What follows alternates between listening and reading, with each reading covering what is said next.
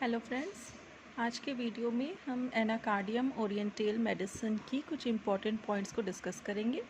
इसमें कुछ ही पॉइंट्स हैं जो कि हमें ध्यान रखना है, जो कि इम्पॉर्टेंट है, उनको हम डिस्कस करेंगे। ओके, सो एनाकार्डियम ओरिएंटेल, इसका कॉमन नेम जो है वो इम्पॉर्टेंट है, जिसको कि हम बोलते हैं मार्किंग नट। जो भी इम्पॉर्टेंट पॉइंट्स हैं वो अंडरलाइंड हैं, ठीक है। तो जो अंडरलाइंड पॉइंट्स हैं आप उसको देखिए। So Anacardium orientale common name is marking nut. ये क्वेश्चन पूछा जाता है कि एनाकार्डियम का कॉमन नेम क्या है। So it's marking nut. Then comes the second point. Second जो इम्पॉर्टेंट पॉइंट है वो है, आप ये देखिए, irresistible desire to curse and swear. Anacardium orientale के पेशेंट्स में बहुत ज़्यादा ये डिज़ायर होती है, बहुत ज़्यादा चाहत होती है दूसरों को कर्स करने की और स्वेयर करने की। स्वेयर मतलब होता है कसम खाना। इनके अंदर बहुत ज़्यादा ये डिज़ायर होती है, बहुत ज़्यादा चाहत होती है दूसरों को कर्स करना मतलब कि बद्दुआ देना, जिसे कहते हैं श्राप देना। Irresistible desire to curse and swear. ऐसा 3 और मेडिसिन में है, लैक्टैन, लिलियम टिक और नाइट्रिक एसिड।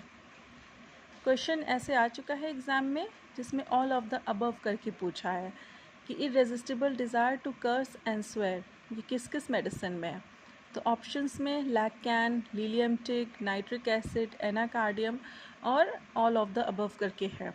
तो आपको ये चारों याद रखना है, लैक्टैन, Lilium tig, nitric acid and Anacardium. इसमें जो सबसे ज़्यादा भूलता है वो लिलियम टिक भूलता है।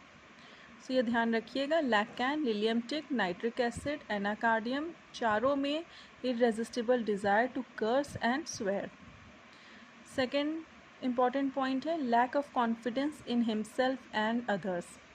उसको अपने ऊपर भी कॉन्फिडेंस नहीं होता है, अपने पे भी भरोसा नहीं होता है और दूसरों पर भी उसको भरोसा नहीं होता है। थर्ड इम्पॉर्टेंट पॉइंट है feels as though he had two wills, one commanding him to do what the other forbids.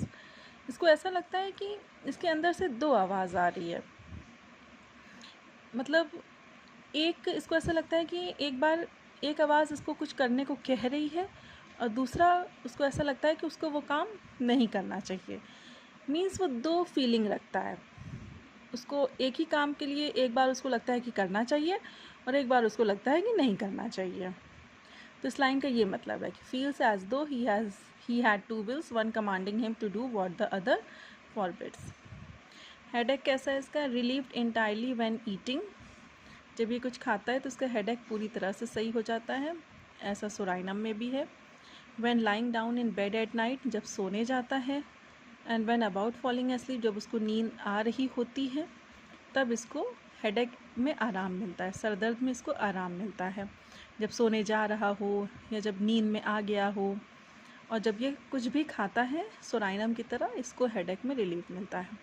और वर्स कब होता है, worse during motion and work. चलते टाइम या कुछ काम करते टाइम इसका हेडेक जो है वो वर्स होता है।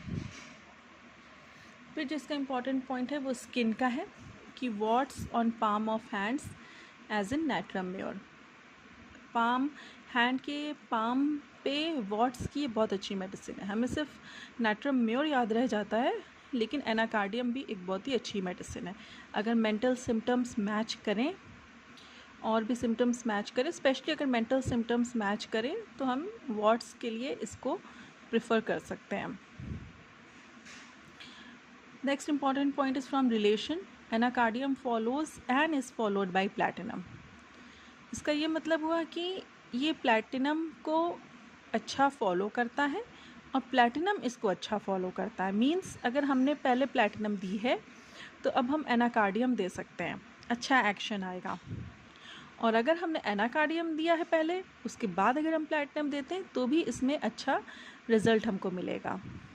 तो इस लाइन का यही मतलब हुआ कि Anacardium follows and is followed by platinum.